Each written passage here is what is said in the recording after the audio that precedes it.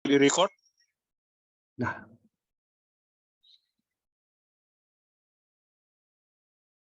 Oke, ini dulu ya, spotlight dulu. Sabar. Oke, selamat malam Bapak Ibu sekalian. Assalamualaikum warahmatullahi wabarakatuh dan selamat datang kembali di sesi kita hari ini, yaitu adalah sesi kolaborasi antara iCommunity dan Startup Huddle Jakarta. Nah, sebelum mulai, nama saya Ens. Kenapa Ens? Karena begitu banyak nama Anthony hari ini, jadi kita panggil pakai nama Ens saja. Nah, sebelum mulai, saya akan perkenalan dulu beberapa hal. Nah, selamat datang bagi Bapak Ibu yang teman-teman yang baru bergabung malam ini. Nah, bagi yang masih belum tahu atau belum kenal apa itu iCommunity, saya perkenalkan dulu. iCommunity mempunyai visi adalah untuk menjadi platform komunitas pebisnis dan profesional terbesar di dunia. Dengan misi merangkul komunitas pebisnis dan profesional yang ada, menghubungkan sesama pebisnis dan profesional untuk mencapai tujuan bersama dan menumbuh kembangkan nilai-nilai positif yang dapat berkontribusi dalam pertumbuhan bisnis, pribadi, dan masyarakat. Nah, tagline dari iCommunity adalah Share Network and Grow Network. Nah, tujuannya apa? Tujuan adalah mempersatukan para anggotanya dalam persahabatan, kerjasama, dan saling pengertian. Terus mengembangkan semangat kolaborasi antar anggota dan menanamkan nilai positif dalam dunia bisnis dan profesional.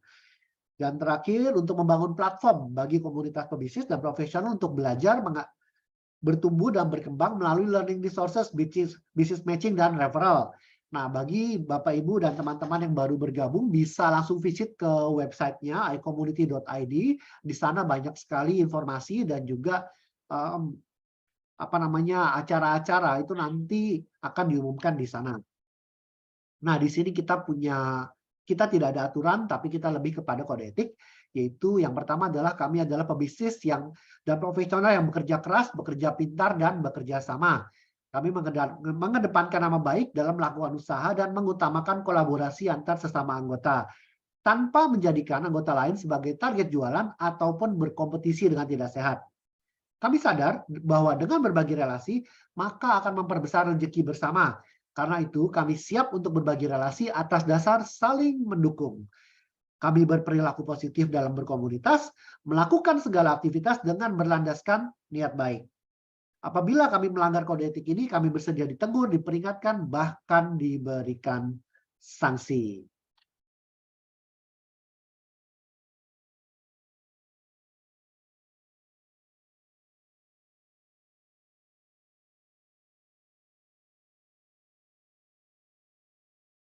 Selanjutnya, saya akan jelaskan mengenai Startup Huddle.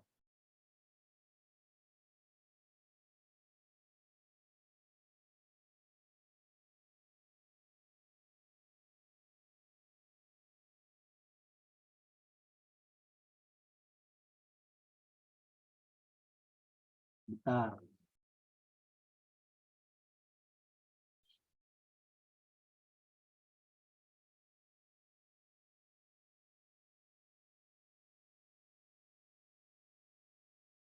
Oke, Startup Huddle adalah program yang dimulai oleh The Global Entrepreneurship Network. Sekarang ini kurang lebih ada 50 komunitas di seluruh dunia dengan lebih dari 30 negara yang mengadakan acara Startup Huddle. Apa itu Startup Huddle? Startup Huddle adalah program yang dirancang untuk membantu satu entrepreneur sekaligus memperkuat ekosistem startup lokal. Startup Huddle adalah tempat entrepreneur untuk menemukan solusi untuk tantangan yang mereka hadapi melalui keterlibatannya dari komunitas lokal. Nah, apa tujuannya? Tujuannya adalah untuk membangun komunitas startup lokal. Dan kedua, membantu satu entrepreneur dari satu waktu dan tempat di mana startuppreneur mendapatkan bantuan dari member komunitas yang terhubung ataupun terwakilan dengan istilah umum panelis.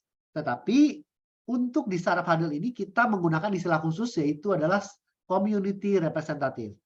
Nah, community representative inilah yang akan memberikan masukan dan pandangannya atas ide bisnis yang sedang dikembangkan oleh presenter. Nah, Startup Huddle ini punya resep loh. Resepnya apa? Jadi Startup Huddle secara konsisten diadakan di setiap lokasi pertemuan secara offline. Dan dikarenakan pandemi ini, maka kami mengadakan eventnya secara online. Nah, untuk event offline sendiri, kita mempunyai tempat yaitu slot di @Amerika. Nah, di event online itu kita berkolaborasi bersama iCommunity. Nah, format acaranya seperti apa? Nah, format acaranya biasanya terdapat, ini bisa dilihat ya di sini formatnya seperti apa. Nah, setelah itu kita biasanya itu ada 1 atau 2 presenter yang akan mempresentasikan ide bisnisnya selama 6 menit. Nah, setelah itu dilanjutkan dengan question and answer oleh para community representative, dan setelah itu baru dilanjutkan dari audiens. Nah, bagaimana kita bisa membantu mempromosikan startup huddle ini? Yaitu melalui word of mouth dan sosial media. Nah, untuk word of mouth ini biasanya kita mulai dari organisasi, dari komunitas tempat kita berada, dari pemerintah, lewat kampus, lewat bisnis inkubator, dan lainnya. Dan cara kedua yaitu adalah dengan sosial media, yaitu seperti biasa kita kirim di WhatsApp group, kita melalui Instagram, melalui LinkedIn, dan anything, meet up, dan segala macam. Nah, satu hal yang menjadi sukses metrik daripada startup huddle ini bukan diukur dari berapa banyak orang yang hadir. Nah, tetapi lebih kepada hasil kolaborasi dan lebih kepada apa yang didapatkan dari si presenter ini. Nah, karena kita suka otomatis apabila ada 100 orang yang hadir. Nah, tetapi apabila hanya 20 orang yang hadir sekalipun kita tidak masalah. Karena fokusnya itu ada kepada para presenternya. Nah, ini adalah sesi kita hari ini. Ini adalah para presenternya, ada Bro Anthony Hartono, namanya sama ya, makanya panggil saya aja Ens. Nah, terus ada Sis Adriana Hartono juga. Nah, ini adalah 3 orang yang ganteng-ganteng kebetulan, karena yang cantik cuma 1 di presenternya. Nah, community representative pertama adalah Pak David Saragi, founder dan CEO dari L-Education. Yang kedua adalah Dr. Anton Stefanus Tondo, SE MBA, Marketing Academician dan Entrepreneur Education Enthusiast dari Swiss German University. Dan ketiga adalah Bro Ransa Primero, founder dan CEO dari Pepo Indonesia. And last but not least, saya sendiri, Anthony Salim, kita ada 3 Anthony, so call me Ans. Saya adalah CEO dari Otori.id. Nah, sebelum memulai, saya mau bertanya dulu nih. Nah, apakah ada teman-teman di sini yang baru pertama kali hadir di acara Startup Huddle? Kalau ada, boleh tunjukkan emoticon. Kalau angkat tangan nggak kelihatan. Oke, thank you. Kelihatannya ada beberapa orang di sini yang baru pertama kali hadir ya. So, welcome untuk semuanya dan semoga bisa menikmati di acara hari ini. Nah, untuk acara hari ini dan bagi yang datang di acara hari ini, Anda beruntung malam ini. Kenapa? Karena ada giveaway. Yeay. Biasanya kalau acara online-online begini, kalau udah nyebut giveaway itu banyak banget yang hadir.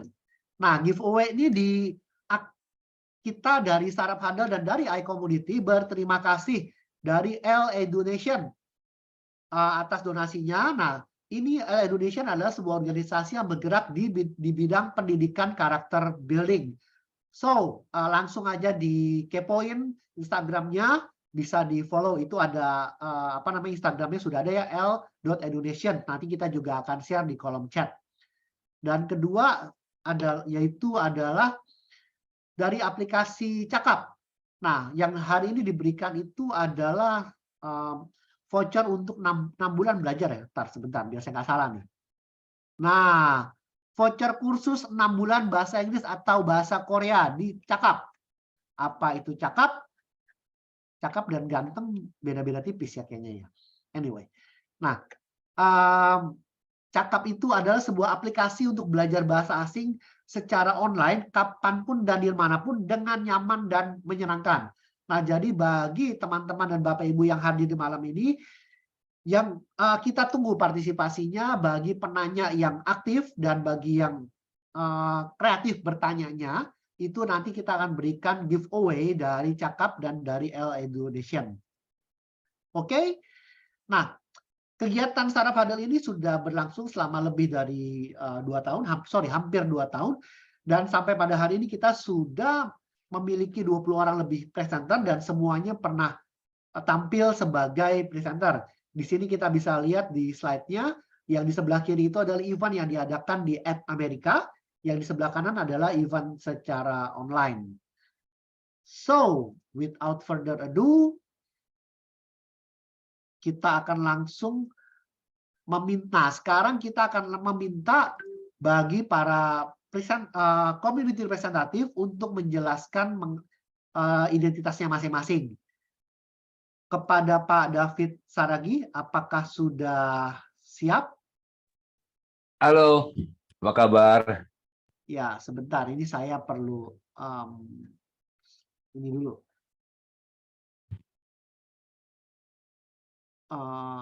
Oke, Pak David. Thank you sudah hadir malam ini. Mungkin boleh jelaskan sedikit tentang profilnya. Oke, thank you semuanya. Thank you buat rekan-rekan semuanya. Thank you buat Pak Edi dan semua tim yang ada. Luar biasa, satu kehormatan bisa hadir di acara yang luar biasa ini ya. Mantap. Oke, sebelum kita akan masuk kepada libur panjang ya, karena besok akan libur panjang sampai hari Minggu, kita akan diberikan kesempatan ya untuk AHA ya. Oke. Ya, saya David F. Saragi, saya seorang CEO dan founder dari sebuah startup bisnis yang lahir di saat pandemi ya, tahun 2020. Memang lebih konsen kepada edukasi ya, edukasi karakter, di mana yang kami melihat bahwa karakter is very very important di saat pandemi kemarin. Banyak sekali hal-hal yang membuat terjadi degradasi ya, penurunan karakter baik secara individu manusianya, termasuk kepada corporate culture ya, budaya sebuah perusahaan. Nah, jadi kami hadir di sana untuk memberikan ya penyegaran lah ya, seperti hal-hal yang kita coba untuk sampaikan, apa yang mesti ditumbuh kembangkan lagi terhadap karakter itu sendiri. Oke, itu aja bro, thank you. Oke, terima kasih Pak David. Tadi saya mau berikan waktu.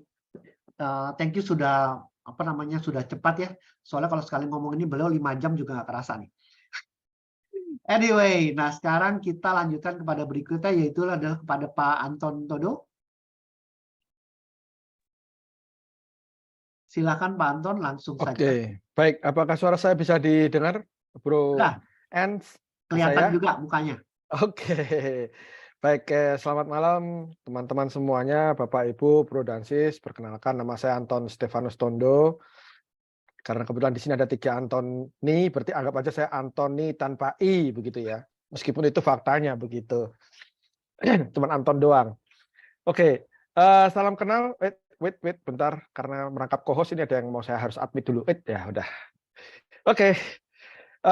Mungkin belum diperkenalkan di mana sehari-hari saya itu adalah sebagai seorang dosen. Saya juga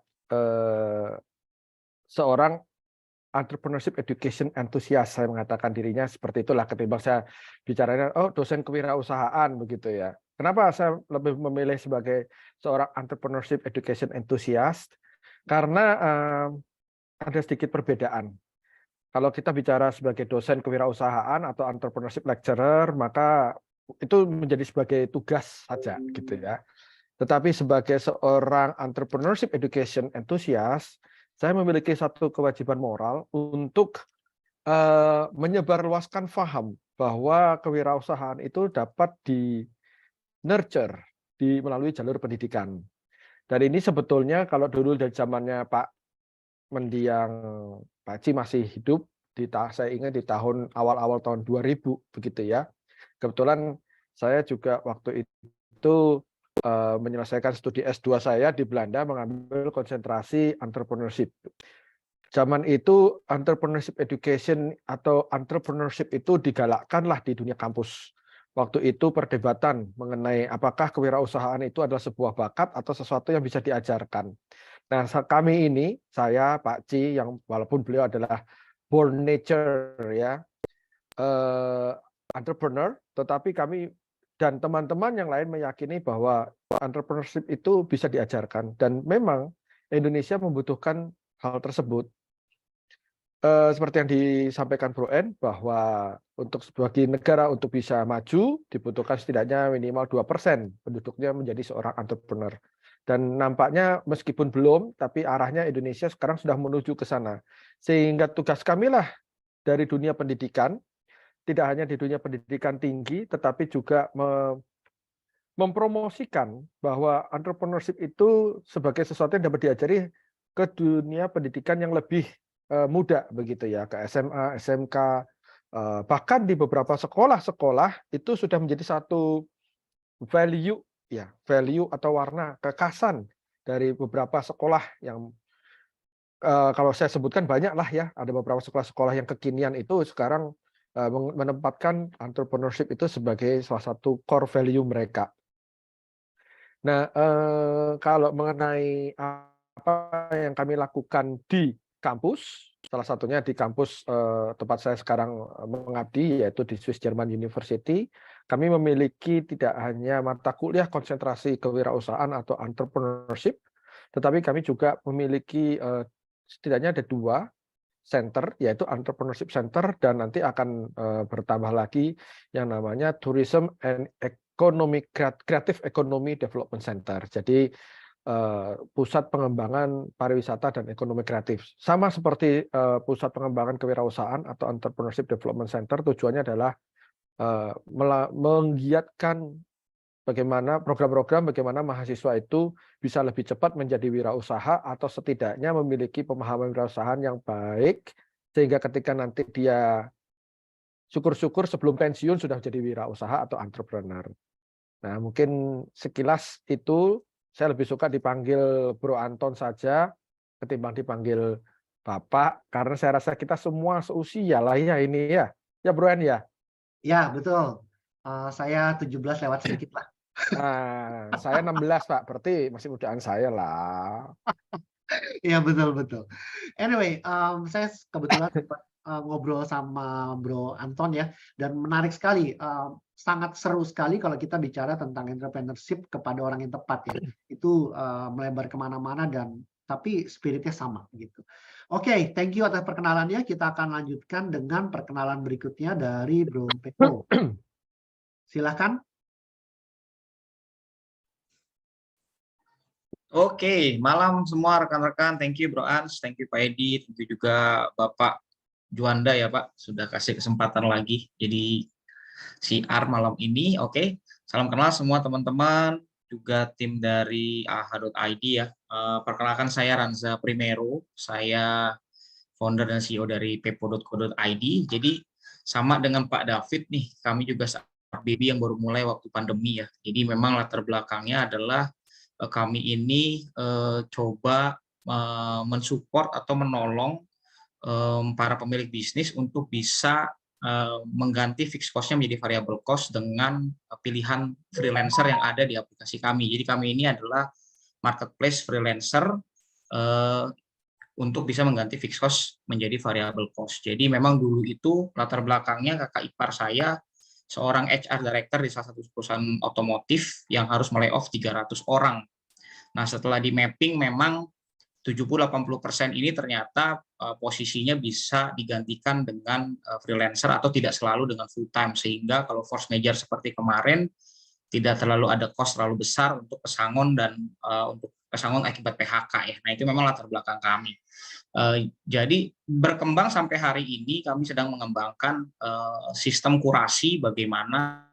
Jadi dulu itu HRD itu senang kalau buka lowongan pelamarnya banyak, tapi ternyata teman-teman HRD hari ini itu jadi sebaliknya ya. Mereka jadi menghabiskan waktu lebih banyak untuk mensortir lamaran daripada bekerja untuk hal yang lain. Jadi kami sedang mengembangkan sistem kurasi, di mana mengedepankan ya sedikit-sedikit nanti mau belajar sama Bro Ens tentang IoT yang akan dikembangkan, gitu ya, tentang AI yang akan dikembangkan. Nanti mungkin bisa diskusi dengan Bro Ens pelan-pelan, di mana memang kita terus mengedepankan memperbesar akurasi untuk pemilihan freelancer khususnya ya. Kami belum merambah ke full timer. Kenapa freelancer? Bicara dengan entrepreneur yang mulai dibangun dan juga ada Bro Anton ya yang terus mendukung entrepreneurship enthusiast dan juga education-nya. Ini menuju digitalisasi butuh kecepatan. Jadi kita kecepatannya adalah di proses hiring dan juga pengiriman pekerjaan lewat freelancer. Nah, ini juga di satu sisi yang lain bisa jadi benchmark atau tolak ukur. Karena kadang-kadang mau hire tapi spesifikasi seperti apa juga bingung. Dan kalau sudah memutuskan untuk meng-hire ada resiko 3 bulan probation yang kebanyakan kurang efektif ya. Jadi nah lewat freelancer ini bisa cut cost sampai dengan 87% gitu. Nah, ini sedikit perkenalan tentang saya dan Depo.ai. Terima kasih, Bro Ens. Back to you. Oke, thank you. Ya, kita bisa bicara tentang IoT dan kebetulan saya juga punya saya punya satu alat unik yaitu alat untuk deteksi stres tanaman.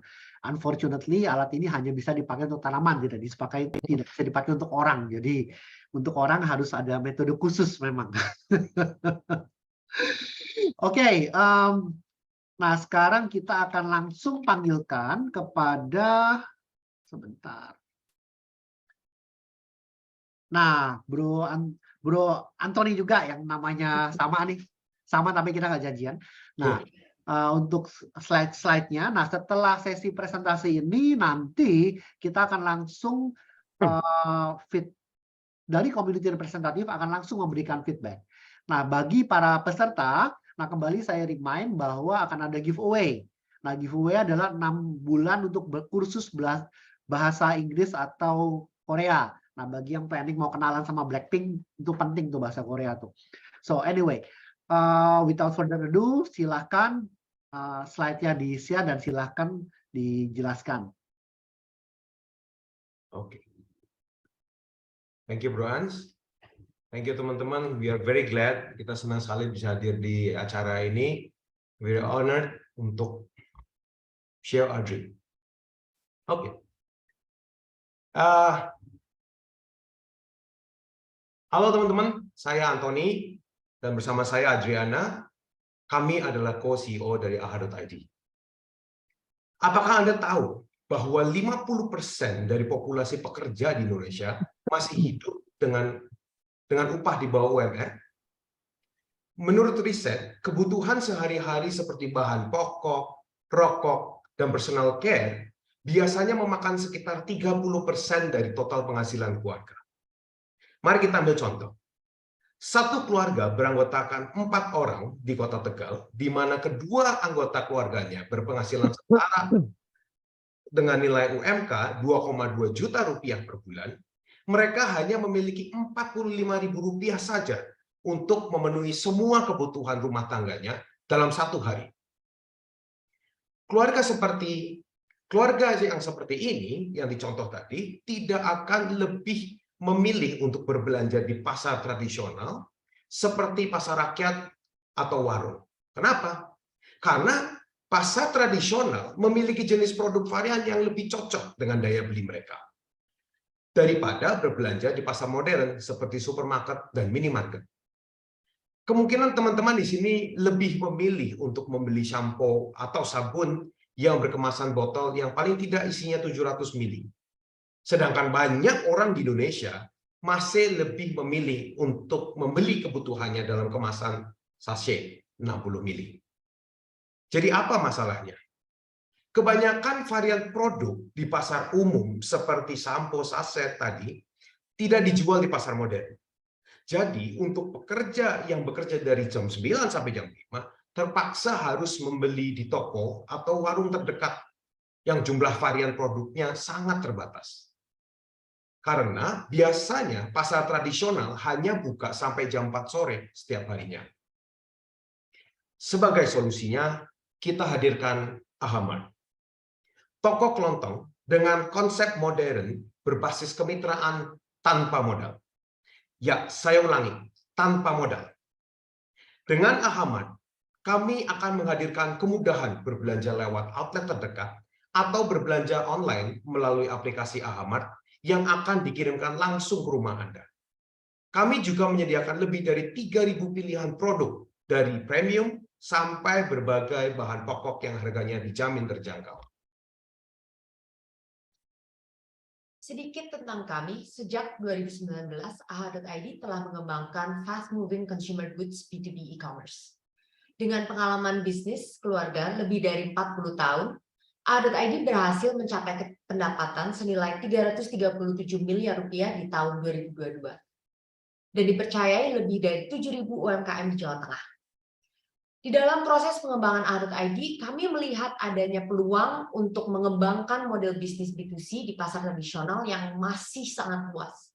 Di tahun 2021 saja, sektor FMCG masih berkontribusi sampai dengan 8% dari total PDB Indonesia, yang kurang lebihnya dinilai di 1.687 triliun rupiah. Dan 68% dari keseluruhan pasar ini masih dimiliki oleh pasar tradisional yang akan kita targetkan.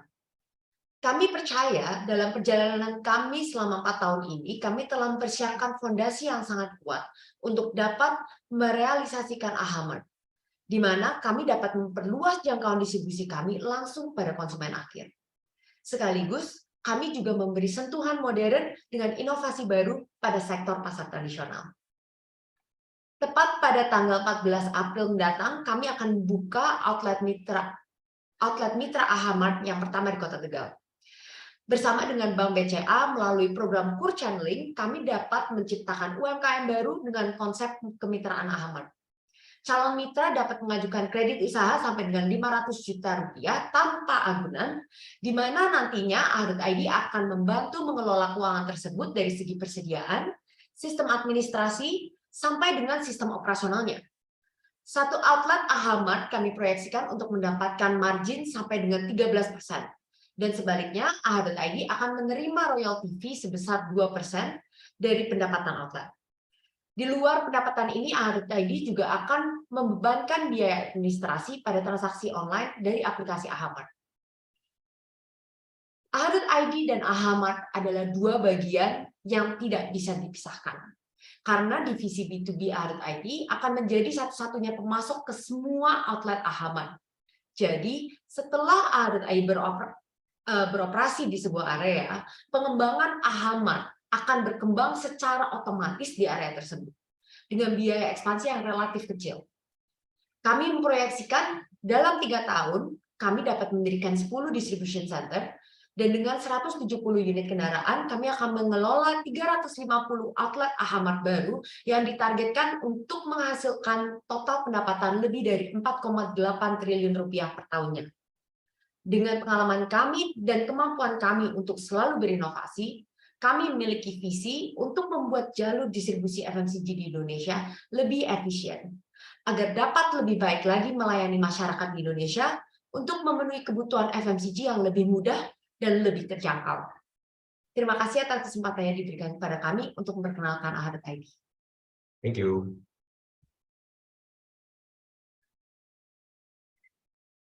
Oke,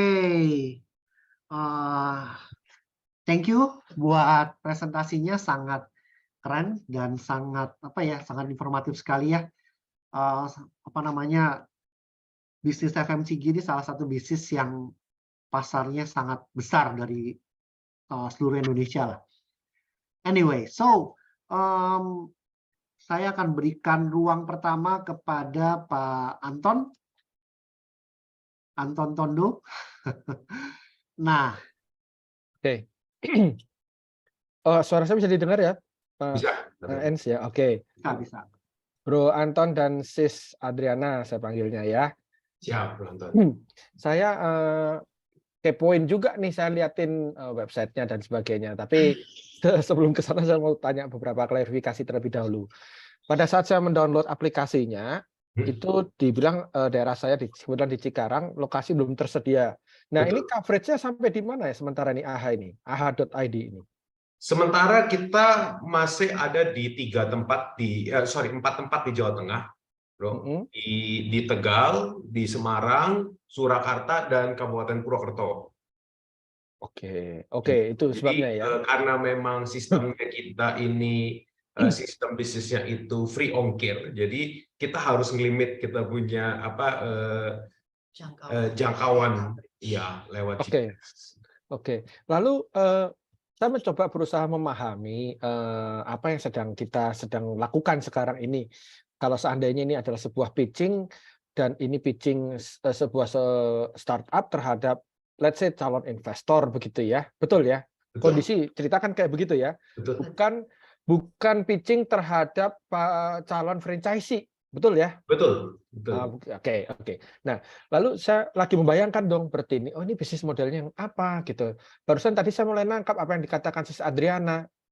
Ada AHA Mart, ada di belakangnya ada AHA ID. Yes. Berarti apakah ini kemudian mirip seperti Indomarko dan Indomart?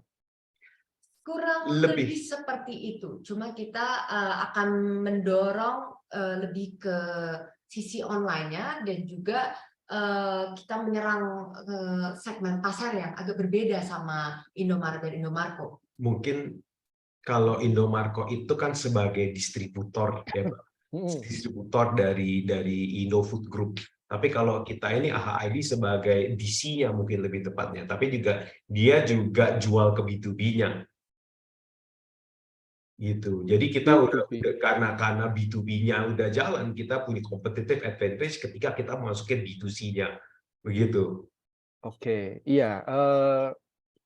Menarik ya, karena ini buat kalau kami misalnya saya memposisikan sebagai calon investor, membaca tagline Anda, the first system distribution begitu ya, kan kita pikir ini sesuatu yang memang benar-benar baru gitu ya. Dan tentu saja kita sebagai calon mungkin investor kan bertanya, benar nggak ini barang baru yang pertama dan satu-satunya. Nah tadi kalau saya nangkap berarti ini kurang lebih seperti Indomaret dan Indomarko begitu ya. Sehingga ini menjadi masukan juga di luar sana kan investor juga kritis juga, mungkin bahkan lebih kritis daripada saya begitu ya. Jangan sampai kemudian kita tidak bisa menunjukkan keunggulan kita dibandingkan existing player atau let's say our competitor because we are new entrants kan begitu ya kan, pemain baru seperti itu. Oke, itu yang pertama, bagaimana kita bisa menonjol ya, karena di dunia ini menurut saya apalagi di dunia bisnis dan ini juga terjadi di Indonesia, sesuatu yang benar-benar baru itu agak meragukan, benar-benar dan satu-satunya itu masih agak meragukan gitu ya. Lebih sering ditemukan adalah kita itu yang bisa kita klaim kita lebih baik, kita lebih cepat, kita lebih efisien dibandingkan kompetitor yang sudah ada di pasar. Itu yang pertama. Lalu yang kedua, saya kebetulan karena memang melihat di sisi marketing, marketing bisnis Anda itu saya lihat di website, websitenya masih perlu banyak yang diperbaiki karena kalau bicaranya customer-nya nanti itu adalah tidak hanya B2C tapi juga B2B, tentu saja mereka mainnya nggak cuma apalagi B2B ya, pasti ke website begitu ya. Nah ini perlu segera diperbaiki. PR juga saya karena ya. kebetulan memang sudah on the way, Pak. Iya. Oh, yang barunya ya. Oke. Baru udah ya. Pak. Oke. Itu penting sekali menurut saya kalau kita bicara dengan B2B. Kalau B2C memang lebih banyak ke aplikasi dan sebagainya. Dan menurut saya ini cukup surprising juga sih. Omset tadi sudah berapa M tahun kemarin? 200. Itu ada faktor keberuntungan selama masa pandemi atau memang itu organik? Organik, itu organik sih, Pak. Pak. Karena kalau kita lihat dari FMCG ini, kita lihat justru sebenarnya pada saat pandemi agak goyah juga Pak, gitu. Jadi kita awal-awal. Jadi memang kita selaras dengan memang market di pasar yang memang offline juga sih Pak. Tapi memang kita keberuntungan juga ada juga Pak karena COVID. karena memang waktu itu behaviornya customer itu lebih mengarah ke ke warung atau toko yang lebih dekat dengan pemukiman. Itu kita lebih hokinya di situ, beruntungnya kita di situ. Oke. Nah, mungkin yang terakhir kalau dari saya seringkali mengatakan kepada mahasiswa dua hal gitu ya. Kalau kita bicara, saya menganggap ini startup gitu ya. AHA ini sebuah startup. Pertama, apakah bisnis Anda menyelesaikan masalah di masyarakat gitu ya. Karena apa? Karena poin yang kedua yang saya mau dorong untuk AHA juga nanti ditonjolkan di dalam pitching-pitching selanjutnya adalah bahwa tadi itu bagaimana AHA ini menyelesaikan masalah di masyarakat. Kalau kayak kita ngomong Gojek itu jelas begitu ya, dia menyelesaikan masalah di masyarakat, dan juga bagaimana nilai tambah yang diperoleh oleh itu masyarakat itu sendiri. Jadi nilai tambah bukan dari sisi kita maupun investor, apalagi kita tahu bersama ya era millennials sekarang, gen millennials ini hal-hal yang berbau humanity gitu tuh ya, itu green, new energy, moral, positive moral, motivation gitu, itu penting sekali. Jadi mungkin nilai-nilai moral, value added yang diterima oleh masyarakat itu juga harus ditonjolkan. Misalnya kayak tadi itu UMKM itu harus mulai ditonjolkan, bisa digambarkan lebih secara visual atau secara data begitu ya, ketimbang cuman data-data dari AHA-nya sendiri. Itu karena ada, setahu saya mulai ke sini ini banyak sekali investor-investor yang melihat aspek itu begitu. Apalagi kalau Anda nanti mau mengandalkan dana CSR misalnya. Gitu ya. Corporate social responsibility itu misalnya. Oke, itu aja dari saya, Bro Ernst, Bro Anthony, Bro Adriana. Good luck ya. Thank you. Oke, seru banget ya. Inputnya. Saya juga tadi tergerak tuh sama kita bicara tentang sosial ya, bahwa memang pada saat ini orang itu tidak cuma hanya memikirkan tentang profit, tapi juga mementingkan efek daripada sosial. Oke, yang selanjutnya ini pasti nggak kalah seru, yaitu adalah dari Pak David. Silakan Pak. Ya, thank you Bro An. Ya, 10 menit salam ya, kenal. Oke, tadi katanya 2 jam. Nanti saya bisa di-kick sama Bang Edi nanti. Oke, salam kenal buat Bro Anthony dan Sis Andriana ya. Wow, thank you. Presentasinya luar biasa tadi. Oke, pertama gitu ya, memang kalau berbicara tentang investor gitu ya, memang hari-hari ini startup untuk mencari pendanaan itu bukan hanya susah, tapi susah banget gitu ya, sangat-sangat susah gitu ya. Sekarang sudah sebelum-sebelumnya mungkin sebelum pandemi ya, untuk mendapatkan ratusan juta sampai belasan miliar itu dikatakan ya cukup mudah gitu ya. Namun saat ini sangat-sangat susah ya, bagaimana venture kapital juga sangat-sangat selektif gitu ya. Tadi saya mendengar sudah menghasilkan ada omset 200-300 juta ya, itu sangat-sangat luar biasa. Itu satu hal yang sangat-sangat menjadi modal gitu ya, karena nanti para pendana juga akan melihat ya bagaimana startup itu sudah menghasilkan sampai seberapa gitu kan ya.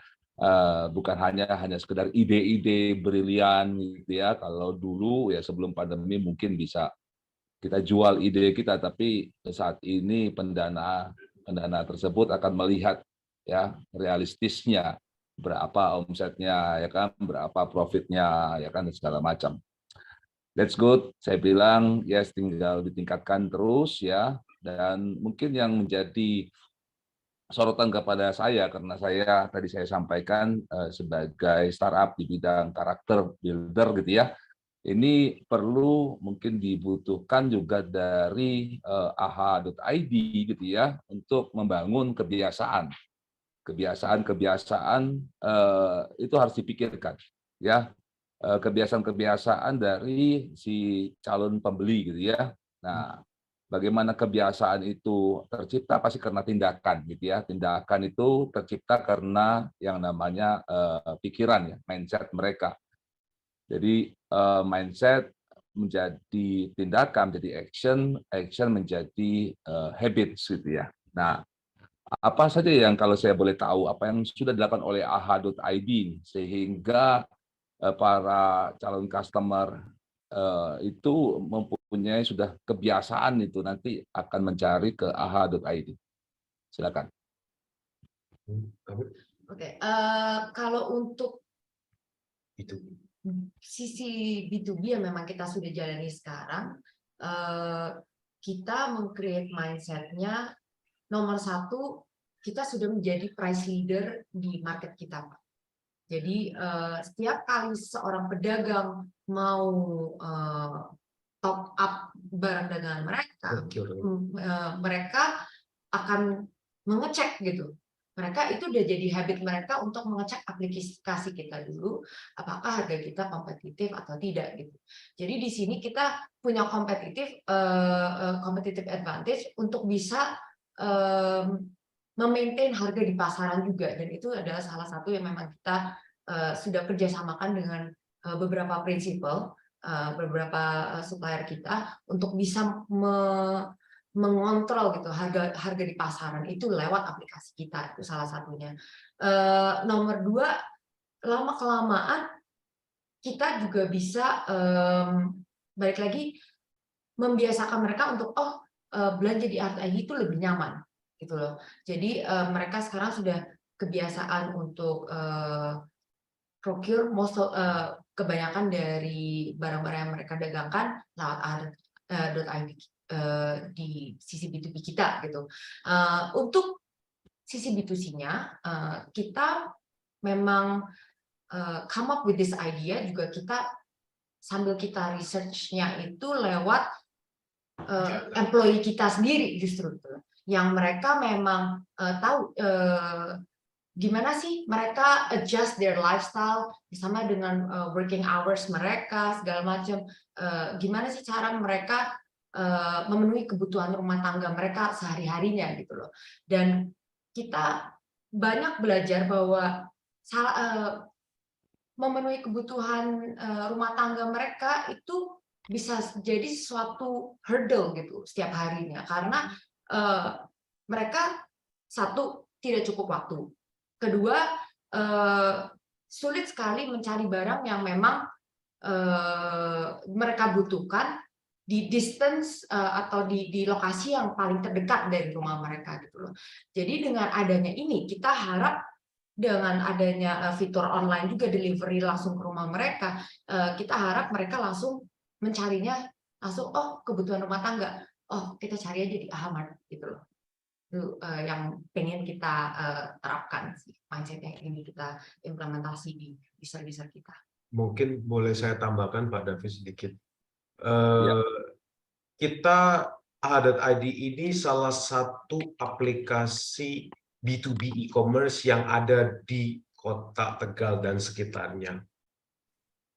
Kita sangat happy ketika ternyata aplikasi yang sudah kita desain dan kita perfected ini membuat area bisa dikatakan kan kalau Kota Tegal itu dan sekitarnya bisa dikatakan ini zone tier 3 bukan yang kota sekali. Jadi kita happy dengan kita bisa mengconvert yang tadinya orang-orang ini berbelanja melalui conventional sales person itu di-convert ke aplikasi kita, dan itu reoccurring-nya sangat tinggi. Kita punya user retention kurang lebih 55%. Jadi kita very happy dan dari situ, dan kita juga banyak belajar dari situ untuk bisa kenapa kita punya ide untuk buat Aha.mart seperti itu, Pak David. Oke, thank you. Tadi penjelasannya, saya belum mendapatkan jawaban yang memuaskan saya sebenarnya. Oke. Ya. Namun it's okay, nggak apa-apa. Ini pembelajaran ya. Tapi saya tadi juga mendengar tentang ada kerjasama dengan BCA ya, betul ya? Betul, Pak. Nah, kalau saya melihat bahwa BCA is the giant company ya, satu bank yang besar sekali di Indonesia, bahkan terbesar gitu ya. itu saya melihatnya satu opportunity yang mesti dijaga gitu ya oleh AHA ya, walaupun baru di ke Tegal gitu ya, di satu kota yang tidak terlalu besar di Jawa gitu ya, but bisa dipakai gitu ya, kerjasama ini gitu ya, itu bisa mencakup nasional tentunya ya. Tentu. Kalau nanti ketika dilihat bahwa kerjasama antara BCA Tegal dan AHA.id ini berhasil, ya kan, nggak satu kemungkinan bahwa seluruh BCA nanti akan bekerjasama, ya, se-Indonesia. Kita tahu bahwa semuanya di sini juga pasti ada rekening BCA ya, itu Betul, juga Pak. bisa menjadi rekanan juga. Nah, jadi kalau saya kalau mau mengkonsentrasikan, ini satu hal yang bisa dikonsentrasikan oleh AHA.id. Hubungan ini bagaimana untuk semakin ditingkatkan, dikembangkan gitu ya dengan perbankan yang BCA ini gitu ya. Ini bisa menjadi juga tolak ukur gitu ya, seperti yang disampaikan oleh Sis Andiana gitu ya. Ada beberapa contoh, mungkin ada dari beberapa karyawan. Kenapa tidak mengambil sampel daripada karyawan-karyawan BCA yang ada di Tegal itu ya. Lalu juga mungkin kalau bisa juga konsumen-konsumennya di-touch oleh AHA.id gitu ya. Bukan hanya berbicara tentang untuk supaya laku atau tidak gitu, tapi bagaimana kita ya AHA.id ini mengkolek dulu ya gitu ya, apa-apa yang menjadi faktor-faktor yang akan menjadi kebiasaan buat mereka. Nah, gitu ya. Sehingga nanti tidak bicara tentang laku atau tidaknya dulu ya, itu masalah result lah ya. Tapi bagaimana nanti kebiasaan-kebiasaan apa gitu ya yang sebenarnya diinginkan oleh si para orang-orang yang konsumen yang sebagai para yang nabung di BCA gitu ya, para nasabah BCA itu. Nah, dengan demikian gitu ya, AHA.id ini contohnya ya supaya lebih gampang. Contohnya adalah misalkan ada nasabah di sana itu ada sekitar ada 10.000 gitu ya, 10.000 orang nasabah BCA. Coba diklasifikasikan saja apakah mereka nyaman dengan membeli ada multi choice gitu ya, dengan online ya kan, atau dengan non online atau online dan non online. Nah, itu contoh-contoh pertanyaan-pertanyaan yang nantinya akan membuat AHA.id memiliki kekayaan nih ya, sehingga nanti akan diteruskan kepada tindakan-tindakan apa sehingga menjadi satu kebiasaan buat mereka. Gitu sih. Itu aja, nanti lanjut lagi. Thank you ya. Thank you, Pak David. Oke, thank you. Ini makin tambah seru aja nih ngomongannya. Anyway, kita akan lanjut ke yang ketiga, kepada Bro Pepo. Bentar, ini dicari dulu nih. Nah, oke, silakan. Langsung aja, nggak pakai lama. Oke, thank you Bro An. Soal luar biasa ya, Bro Anthony dan Sis Adriana. Oke. Menarik ya bisnis modelnya. Cuman memang ada pertanyaan yang menarik juga buat saya. Pertama ini alasannya kenapa mulainya dari Tegal gitu ya. Karena kan memang kalau saya lihat dari B2C-nya seperti yang tadi Bro Anton bilang ya, bahwa ini memang hampir mirip dengan Indomaret, bahkan mirip dengan Indomaret dan Alfamart gitu ya. Nah, alasannya kenapa milihnya dari Tegal dulu gitu. Lalu ini kan pasti kalau biasanya ya, terlepas dari nanti mau memang berencana punya investor atau tidak, kalau saya lihat dari pendapatannya 300 miliar, saya pikir nggak perlu ya akhirnya investor. Nah, terlepas dari itu, apakah ada parameter untuk bisa ekspansi lokasi? Contoh misalnya ternyata dilihat dari jumlah penduduknya. Kita ambil misalnya kota di level-levelnya Tegal. Kalau di area Jawa Barat, DKI itu mungkin bisa masuknya di Bekasi misalnya, Purwakarta. Nah, parameter apa sih yang biasanya diambil nantinya supaya bisa ekspansi ke kota-kota tersebut? Karena memang saya ada pengalaman juga dari salah satu startup yang akhirnya dapat pendanaan karena mereka hanya jago di satu kota. Nah, ini jadi potensi sebetulnya. It's okay Indomaret merajai kota besar misalnya, tetapi AHA ada di Tegal. Indomaret kalah di sana. Nah, misalnya seperti itu. Mungkin ini sedikit masukan juga, cuman memang diperlukan ada parameter data yang dikumpulkan ya, sampai akhirnya berani memutuskan setelah Tegal apa, setelah kota kedua, ketiganya apa. Jadi memang secara runutan roadmap bisnisnya untuk ekspansi wilayah itu jadi lebih terstruktur gitu ya. Untuk treatment marketing dan lain-lain juga jadi bisa mengikuti sih. Itu dulu sih. Ada mungkin satu pertanyaan lagi selain. Monggo. Ya, Pak Bro Ranza, jadi memang kita ini mulai karena kita memang memang kita orang Tegal, Pak.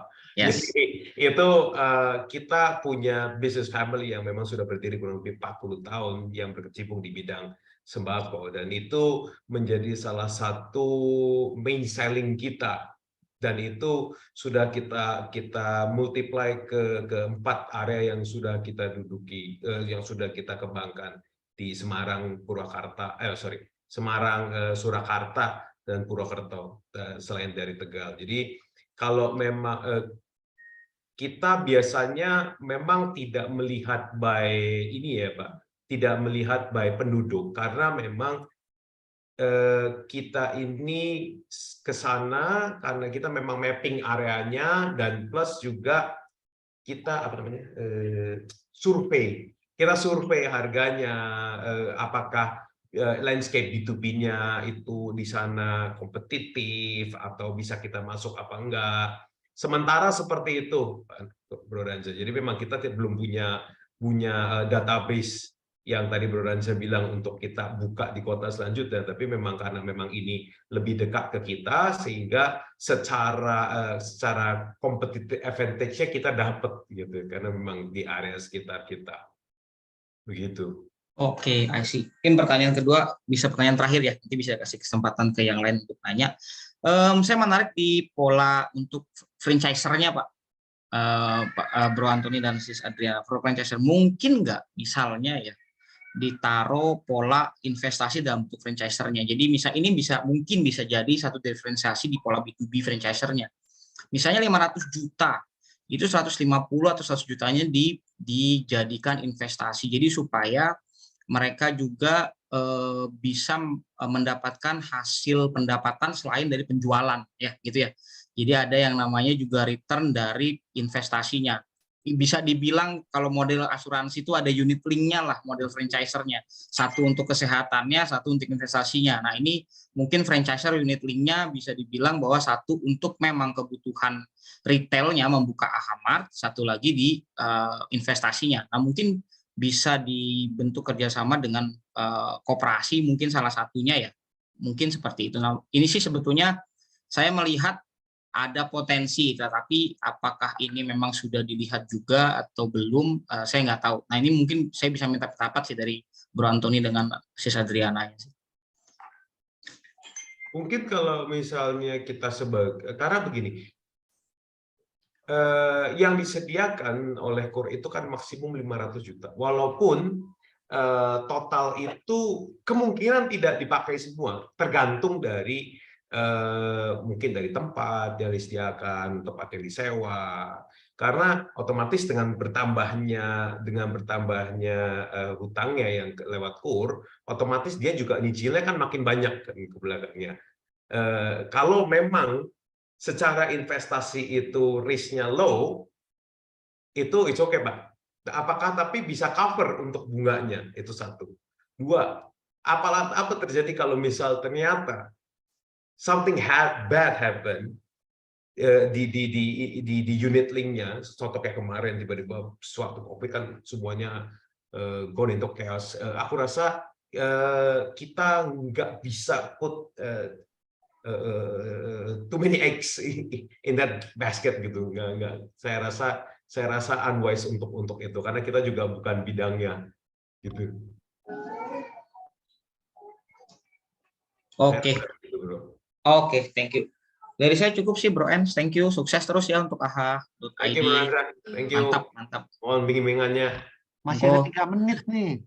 Oh, 3 menit. Oke, pertanyaan terakhir deh. Ini menarik sih sebetulnya kalau dilihat dari karakteristik kota yang dituju ya. Semarang, Solo, how you educated them untuk bisa membuat behavior mereka itu AHA.id banget dibanding Indomaret banget sih, gitu. kita bicara B2C-nya ya Pak ya. B2C-nya betul. Oke. B2C-nya betul. Memang secara varian produk itu sebenarnya beda Pak. Varian produknya berbeda. Jadi yang tadi kita sebutkan, biasanya di Indomaret itu sampo Sunsilk itu 700 mili. Paling kecil 500 mili. Tapi di GT atau di general trade atau di pasar umum itu kebanyakan untuk itu Saset. jualnya berupa saset 60 mili Dan itu memang tidak boleh masuk ke empty. Indomaret Iya, tidak atau boleh masuk. Alfamart. Itu salah satu competitive advantage kita lah. Kita bisa jual produk-produk yang seperti itu di mana supermarket atau Indomaret atau Alfamart tidak bisa. Dan itu ya seperti yang tadi mungkin kita sudah mention, pasar di GT sendiri masih 68% dari pasar FMCG secara global. Walaupun memang secara kelihatannya kita will disrupt the traditional market, well, we are disrupting the traditional market. Tapi mau bagaimanapun, the world is changing, consumer behavior is changing. Mereka udah nggak mau panas nunggu di depan toko mau belinya apa. Mereka by research, by survey dari Euromonitor. Memang secara grafik omset dari traditional market itu bisa dikatakan naik, tapi jumlah tokonya bisa dikatakan stagnan. Justru ini dikejar sama minimarket, Indomaret dan Alfamart. Saya rasa kalau kita nggak disrupt di situ, maka traditional market will just be traditional market. Yang nanti istilahnya when the time comes itu mereka pasti kena impact-nya dari modern market. Gitu, Pak. I see, saya baru mudeng, Pak. Kenapa? Saya berpikir tadi awalnya kok berani ya bersaing dengan Indomaret. Itu dia. Itu loh, Pak. Karena kadang-kadang orang dari sisi investment ini akan melihat, saya dulu pernah ditolak investor waktu saya mau bikin startup yang mirip Traveloka tapi nggak mirip, Pak, gitu ya modelnya ya. Nah itu saya langsung ditolak karena kok berani banget bersaing dengan Traveloka. Nah ini yang, tapi very smart buat saya pribadi ya ngelihatnya bahwa ada satu potensi yang mungkin kecil sepele dari 100 mili ke 60 mili and so on gitu, tapi ini ternyata menghasilkan 300 miliar. Wow, ya brilliant. Ya ini inspire juga buat saya pribadi juga, ternyata ada potensi sekecil itu yang punya omset sampai ratusan miliar ya. Oke, thank you Bro Antoni sama Sis Adriana. Thank you Bro Renza. Thank you. Kecilnya aja 300M. Terus kalau besar seberapa? Yes, bro. Wah, puji Tuhan bisa banyak, Pak. Makanya saya bilang ini perlu ekspansi ke kota lain, ya 300 Pak. Coming. Oke. Yes. Ditunggu di Depok, Pak. Hanya banyak, Pak. Udah banyak yang tanya, Pak, kapan kita buka di sana, Pak? Iya, ini saya di Depok, saya buka aplikasinya kok belum tersedia. Aduh, rada sedih. Iya. Saya mau beli sampo saset, Pak. Thank you. Oke, thank you. Nanti bisa dilanjutkan lagi. Nah, kebetulan di kolom chat sudah ada yang bertanya. Nah, ini saya coba bacakan ya. Jadi, apakah ada solusi bagi customer yang membutuhkan, misalnya, shampoo tertentu yang bisa dibeli dalam bentuk saset, walau sebenarnya dari pabrik hanya tersedia dalam bentuk botol besar? Apakah misalnya negosiasi dengan pabrik atau distributor atau ada solusi lain? Apakah mengerti dengan pertanyaannya? Ya. Oke, silakan. Ya, memang kita untuk bisa berbicara dengan pabrik itu kita harus sangat besar secara volume. Itu yang membuat mungkin berbeda. Kalau misal kita sudah sangat besar, dan kita memang berencana juga untuk Alfamart sendiri kita akan punya brand private labeling kita gitu. Tapi memang beberapa pabrik memang segmentasi pasarnya mungkin nggak sampai ke bawah. Tetapi kita bicara saja mungkin brand Unilever yang Tresemme itu sebenarnya dia punya brand itu agak higher up ya, tapi mereka juga ternyata bikin sachet juga, gitu. Jadi sangat itu praktek ini sudah sangat umum karena memang menyesuaikan daya beli di masyarakat Indonesia, Atau mungkin dari pabrik tersebut mungkin belum ada channel ya ke pasar yang memang membutuhkan packaging saset ini gitu. Jadi kalau misalkan dan saya rasa buat mereka itu juga cukup sebuah investment gitu untuk mengeluarkan produk lain tersebut gitu. Jadi kalau misalkan ini seandainya kita Alfamart sudah tersebar di seluruh nasional, kita pasti akan melakukan strategi-strategi ini when it comes to private labeling kita. Kita juga berencana juga menjual data kita juga ke supplier-supplier supaya mereka pun juga bisa menilai sendiri bagaimana sebenarnya pasar di daerah yang kita sudah jajak itu seperti apa, begitu. Jadi it's all up to them sebenarnya. Begitu. Terima kasih. Oke, bagaimana Pak Arjo? Apakah sudah cukup menjawab atau masih penasaran? Sudah cukup, Pak. Terima kasih. Sudah cukup ya. Oke, thank you. Nah ini menarik ya. Maksudnya kita bicara di sini. Tadi saya ada menangkap beberapa hal. Salah satunya tadi Bro Antoni itu bicara tentang disruption. Nah pada saat kita bicara tentang disruption itu kita bicara mendisrupt tatanan yang sudah ada atau status quo, and that means you have enemies. Yes. And it means something interesting lah, sama seperti itu sebetulnya Bluebird pada saat mereka masuk pertama kali itu mereka mendisrupt taksi pangkalan dan mereka berantem dan segala macam lah, itu sejarahnya menarik lah. Tetapi along the way masuklah Gojek dan teman-temannya dan mereka mendisrupt Bluebird dan berantem lah mereka juga. So anyway, itu menarik lah untuk dibahas. Anyway, kepada Bapak Ibu yang lain dan teman-teman yang lain, apakah ada yang pengen bertanya lagi? Oke, nah ini ada satu lagi. Aduh, ini panjang. Dari Pak Mada. Oh, beliau dari Exlote. Nah, ini mau langsung aja nggak Pak tanyanya Pak? Atau? Iya Pak. Boleh langsung Pak ya? Boleh, kenapa enggak? Oke, makasih Pak Ans. Salam kenal Pak Antoni, Bu Andriana. Oke, ini saya gini aja.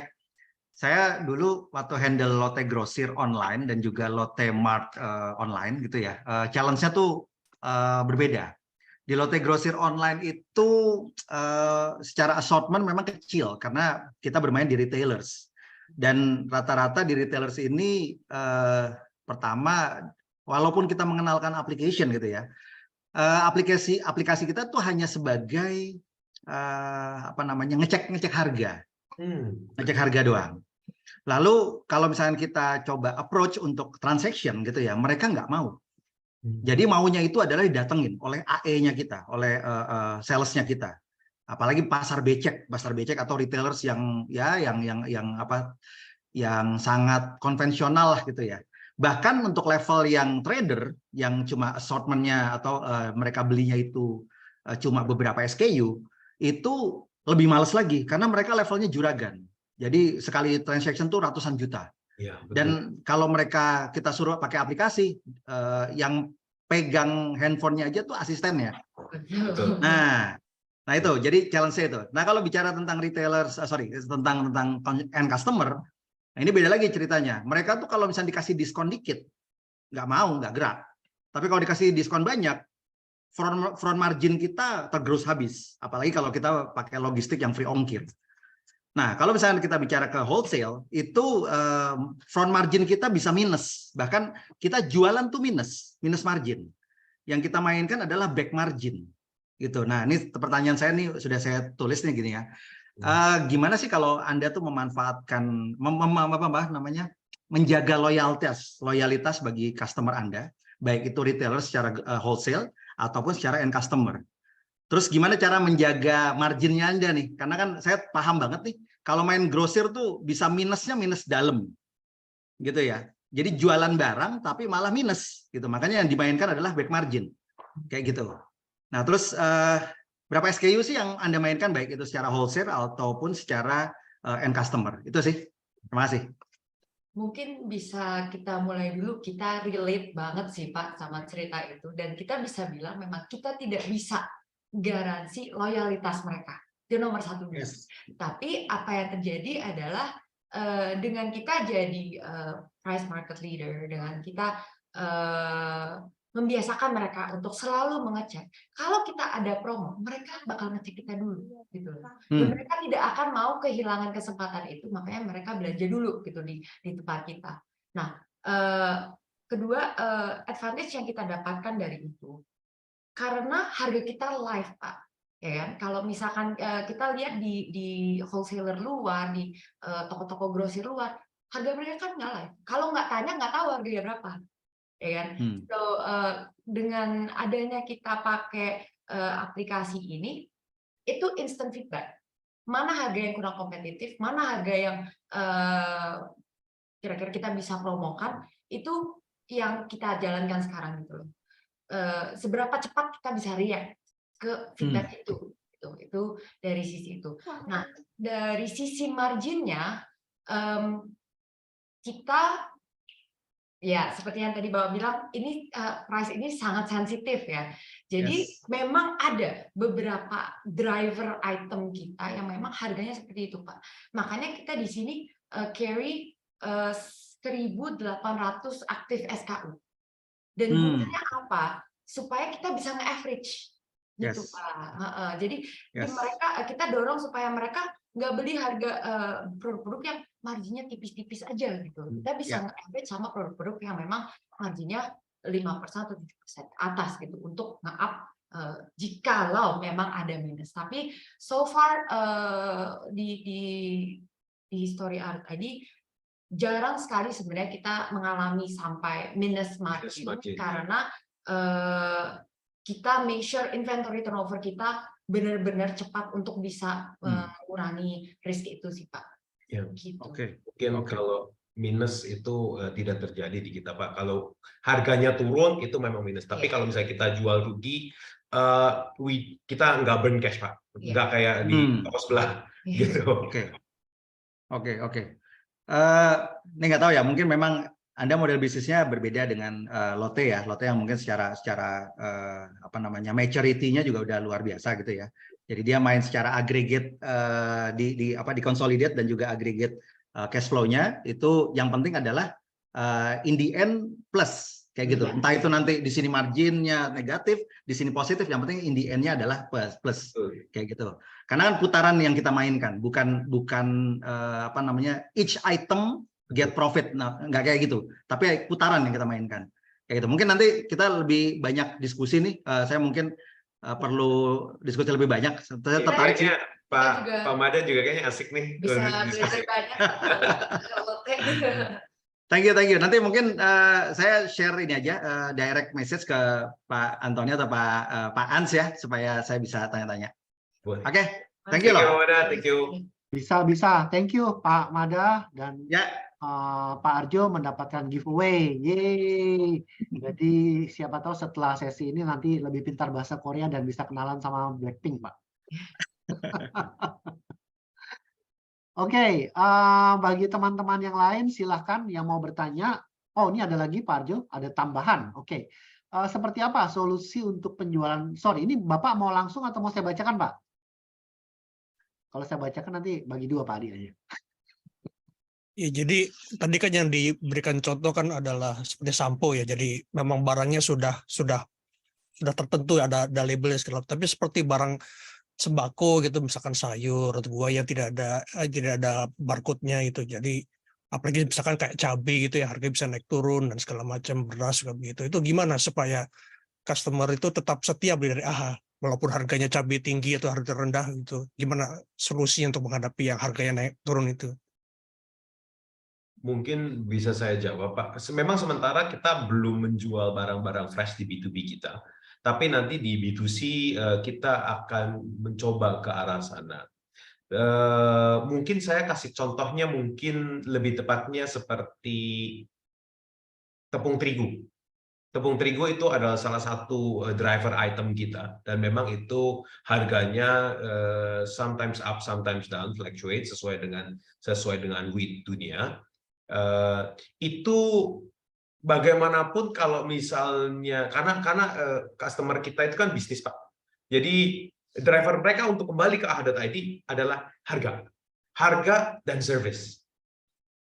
Itu our main selling point kita untuk against kompetitor kita Pak. Jadi memang ketika harga memang sudah turun di pasaran ya kita mengikuti bagaimanapun itu. Seperti itu Pak Jo. Mungkin itu menjawab. Jadi kalau misalkan harga sedang tinggi, nggak berarti jual harga rendah ya? Mungkin kita sudah cukup mengerti Pak, kalau memang ada sebuah produk yang driver dan memang selling hot item seperti itu, ketika naik, itu kita bisa dikomplain Pak sama si pemilik barang, sama produsennya. Itu kita bicara di luar sana ya Pak ya, yang sudah memiliki supplier atau memiliki produsen gitu. Jadi kita bisa dikatakan merusak harga gitu, dan itu nanti orang-orang marah Pak.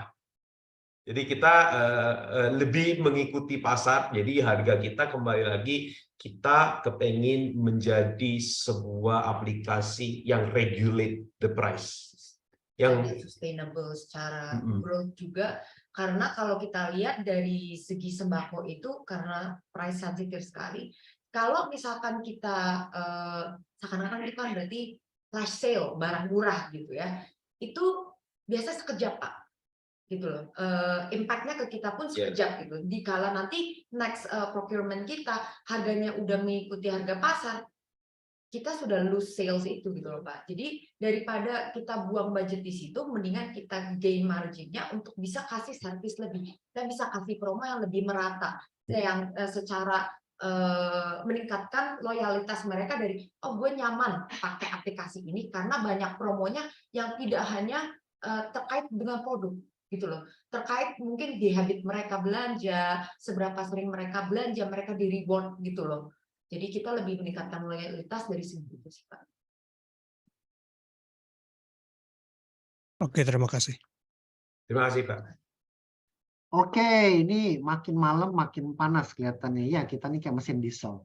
Anyway, ini ada satu pertanyaan dari Bang Yan. Pemain senior yang sudah rontok duluan itu buat AHA itu insight-nya apa ya? Paham atau Bang Yan mau bicara sendiri? Kita agak kurang jelas sih pertanyaannya Pak. Bang Yan? Iya, itu kan ada pemain-pemain senior yang model-model seperti kayak Tani-Tani yang gitulah ya, sudah rontok duluan. Ya, kemudian ada pemain pabrikan sendiri juga masuk, ya kan? Saya nggak sebut, tapi ada lim-limnya lah, juga nggak jalan. Dia lebih jalan di offline. Terus Anda main di B2B mereka jagonya di sana. Nah, itu ada insight-nya nggak buat AHA? Mau kemana sebenarnya? Sebenarnya banyak sih Pak, setiap produsen sekarang mencoba memiliki e-commerce sendiri. Banyak sekali. Sama mungkin pernah dengan ID Marco dari Indomarko, terus OT juga punya. Tapi at the end of the day, mereka nggak fokus Pak. Mereka nggak fokus. Jadi yang kita tanamkan ke customer kita adalah satu aplikasi untuk semua barang kulakan. Not if each and the individual ini. Dan kita pun semakin banyak barangnya sehingga customer itu atau B2B customer kita nggak usah belanja di tempat lain. Nah, bedanya dengan yang ada tani-taninya itu, kita memang kita nggak landing Pak. Kalau dia landingnya kemarin cukup gede, kita nggak landing. Kita nggak cash burn, dan transaksi kita semua all cash. Jadi saya rasa risk manajemennya kita make sure kita maintain itu, karena kita tahu produk-produk yang kita jual marginnya sangat slim gitu ya. Jadi kita benar-benar harus berhati-hati banget gitu kalau misalkan kita mau spend cash untuk customer acquisition gitu. Jadi kita lebih prefer metode-metode yang lebih sustainable secara long term gitu. Gitu. Bang Ian, apakah sudah menjawab pertanyaannya?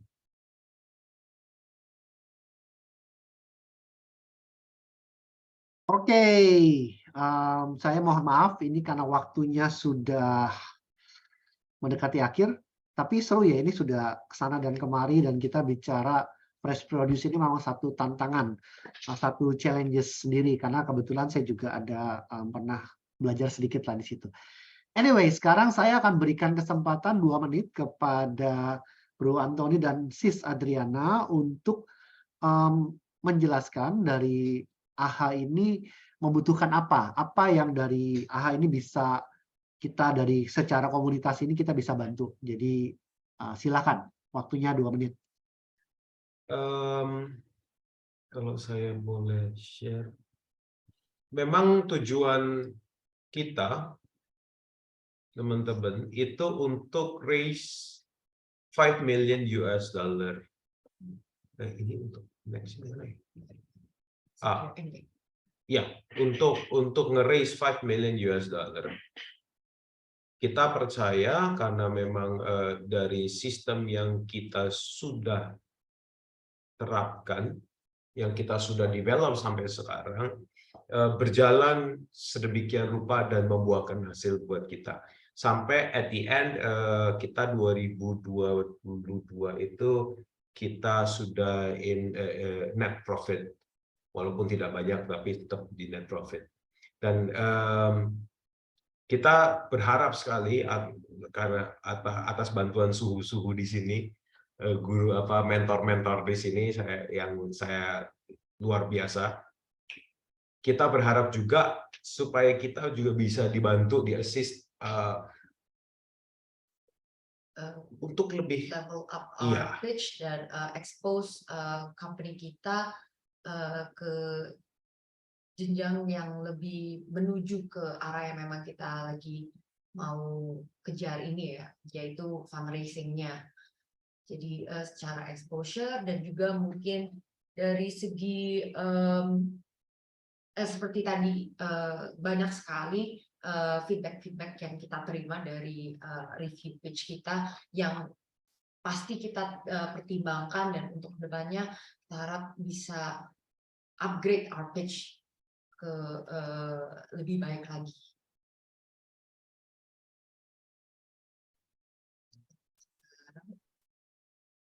Oke, apa sudah itu? Masih ada tambahan lagi? Saya rasa saya mau nunjukin ini. There you go.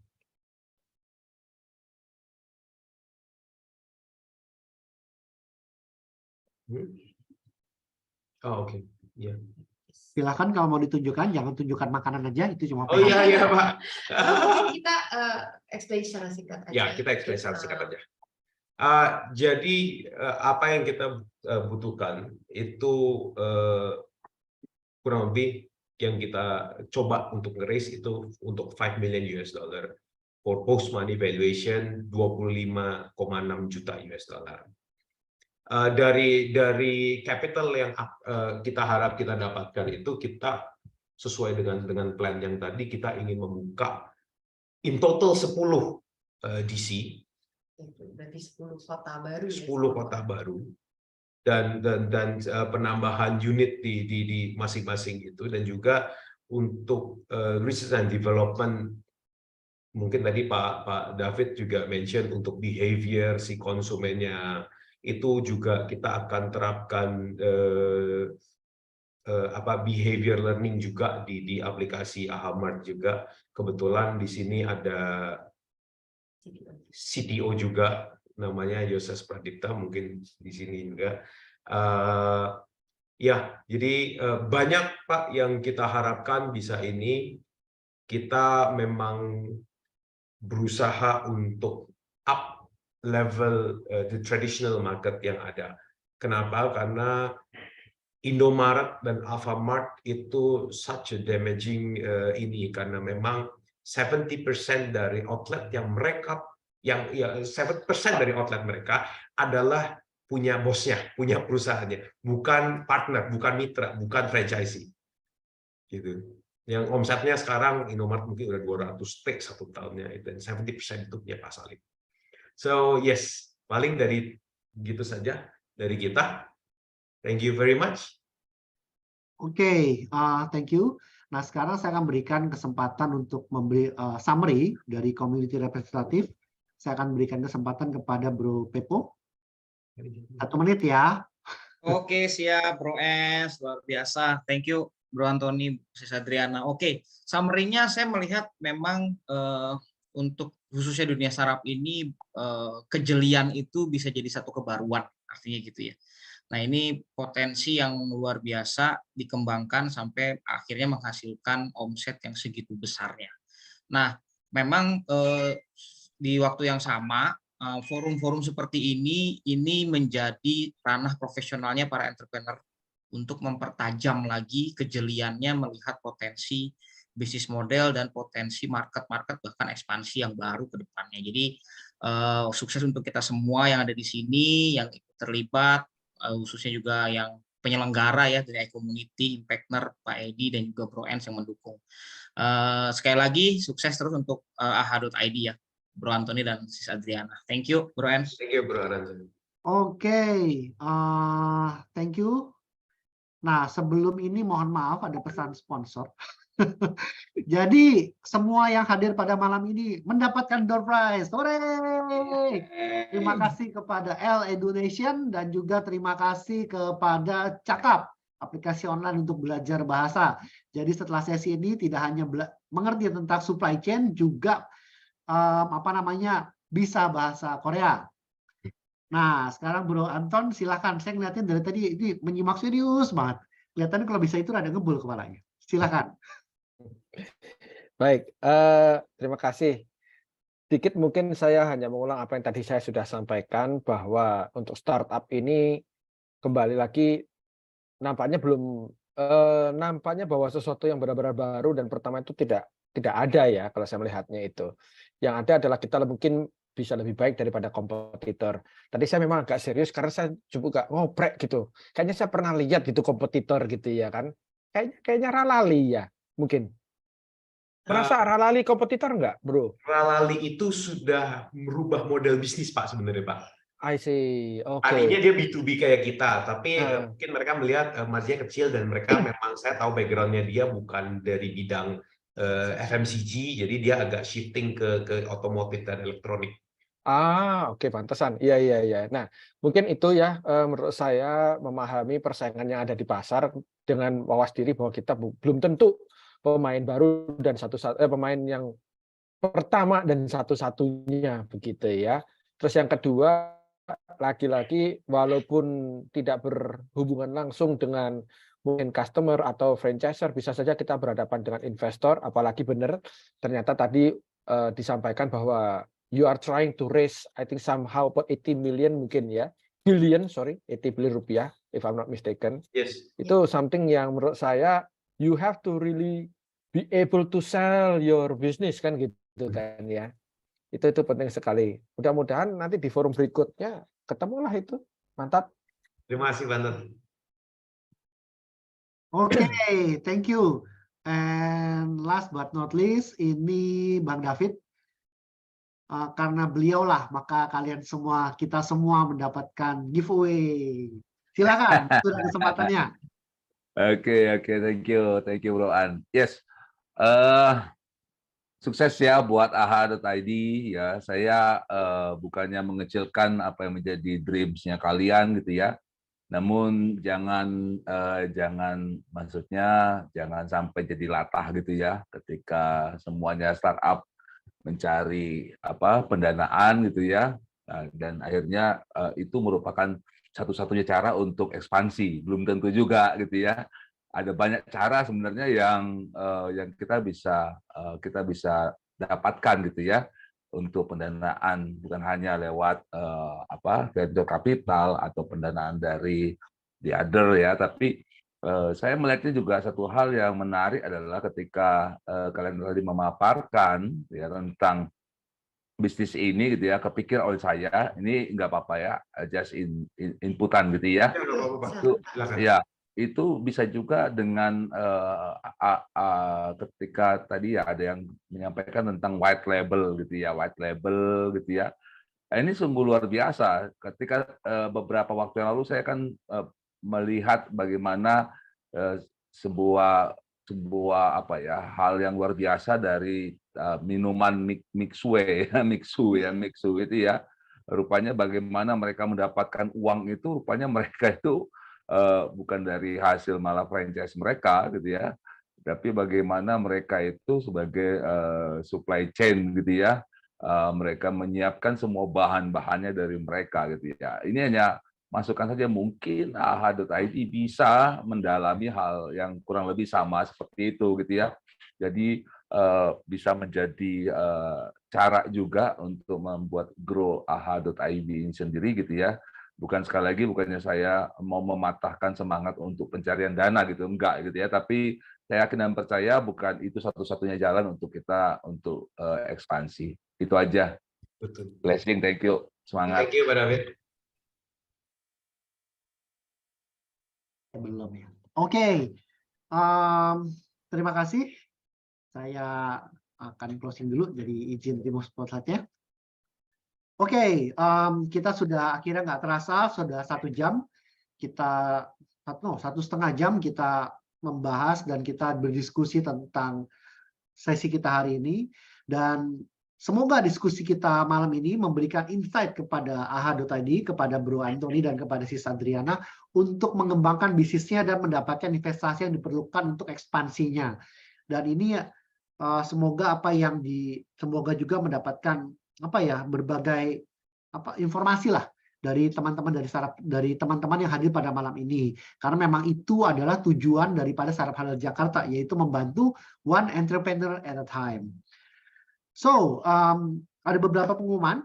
Yang pertama adalah dari Startup Huddle, bagi Bapak Ibu dan teman-teman yang pengen juga tampil dalam sesi seperti ini bisa menghubungi saya atau bisa mengirimkan WhatsApp itu ke Bro Edi di sana.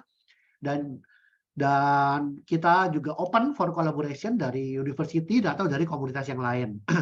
Nah, dari iCommunity sendiri kita ada acara offline yaitu di Kelapa Gading setiap hari Senin, itu di Mall Kelapa Gading 3 di Bakmi Naga tepatnya jam 6. Dan kita juga dari iCommunity kita juga banyak event online. Nah, langsung aja datang ke websitenya di iCommunity.id. Nah, kebetulan di tanggal 16 April ini dari iCommunity mengundang Bapak, Ibu, dan teman-teman untuk bersama-sama kita akan kongko di Bandung. Jadi nanti rame-rame jalan dari Jakarta ketemu di sana. Nah, silahkan Bang yang mau ikut bisa langsung join, bisa langsung kontak. Nah, kita juga mengucap dari Startup Huddle dan iCommunity juga mengucapkan terima kasih kepada Bro Anthony dan Sis Adriana dari AHA.id yang sudah mempresentasikan bisnisnya pada hari ini. Semoga bermanfaat. Dan juga tidak lupa kepada Bang David, kita juga mengucapkan terima kasih sebagai community representatif, dan juga kepada Bro Anton, thank you sudah memberikan insight dan wawasannya, juga kepada Bro Pepo yang tadi bahasannya seru banget. Dan last but not least juga thank you kepada L Education yang sudah memberikan kita giveaway pada malam hari ini. Education adalah L Education, sebuah organisasi yang bergerak di bidang pendidikan karakter building. Juga kepada Cakap, kita juga terima kasih. Aplikasi belajar bahasa asing online, kapanpun, dimanapun, dengan nyaman dan menyenangkan. Nah, bagi yang membutuhkan rekaman, nanti akan di-upload di YouTube channel iCommunity dan Startup Huddle Jakarta. Dan akhir kata, saya Ens, mohon maaf apabila ada kesalahan atau ada kekurangan pada sesi hari ini. Dan kita mengucapkan sukses kepada para presenter, community representatif, dan juga kepada all participant. Dan bagi yang menunaikan ibadah puasa, semoga bisa menunaikan dengan baik sampai nanti hari kemenangan. Oke, event ini kita akan adakan lagi di bulan depan, yaitu di bulan Mei, minggu pertama dan di hari Kamis, di jam yang sama. Nanti Zoom link akan dibagikan. Oke, dari saya sekian. Bro Edi, mungkin ada kata terakhir? Aman, lanjutkan. Oke, kalau gitu terima kasih atas kehadirannya Bapak Ibu sekalian, dan kita akan closing sesi ini. Sorry, foto bersama. Saya udah sih. Ayo. Siap? 3, 2, 1. Oke, sekali lagi gaya bebas. Takutnya fotonya tadi nggak jadi karena filmnya rusak. 1, 2, 3. Oke, terima kasih. Terima kasih semuanya. Terima Thank kasih you. semua. Sehat. Thank you so much. Thank you Bang Edi. Thank you Bang David. Dr. Thank you Edi. Thank you Bro Bro An. Anton.